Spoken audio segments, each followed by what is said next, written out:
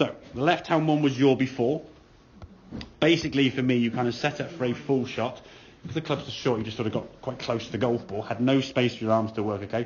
So when you try to, in your words, compress the club, it meant shove your arms away from you when you end up shanking it, okay? So from that position there now, you are set up for a full shot. As you came back in the golf ball now, you're just going to release your arms. You can see that I've released the arms there. Good position, to be fair, for a long shot, but the ball's going to just zip off the club face too far. And then you try and control the distance by maybe decelerating or just trying to scoop it or just be very soft, okay? We want to accelerate through the golf club, okay? So we're going to shrink up the stance a little bit, okay? Open the stance slightly, so aiming a little bit to the left of the body, and almost feel like you're almost like pull cutting it into the target, yeah?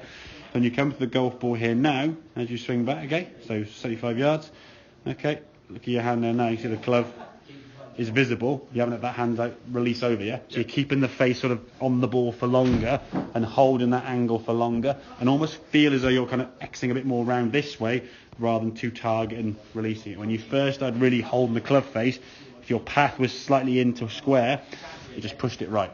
So you're going to keep pulling that club kind of left this way, and that's where that sort of that sawn off kind of follow through. You see these guys on tour, especially their wedges are getting from. Yeah. They're keeping the club behind the hands. Hand stays in front there, okay? And hold there. We don't want to be doing this kind of release or flick. It just gets power. Okay. So as you go through the target there now, okay? Through to impact, you can hold the club face and a bit more of a squarer club face on the golf ball, keeping that club down the golf ball that way, and then judge it in. So you're kind of in, that's what a pull cut. So the spin rates then were going up. That was a bit thin, that last one. Spin rates were a little bit lower, okay?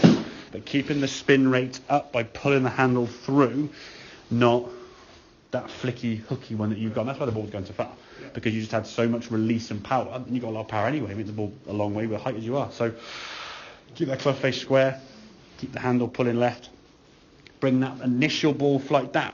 So narrower, slightly more left-sided. Feel the handle of the club kind of pulling left as your palm, I suppose, stays to target for longer. Don't feel that release of that club. The release of the club's more for really high lobby shots where you're almost releasing underneath maybe, or obviously just full shots where you're looking over your left shoulder. So, okay, mate? Yeah. Good.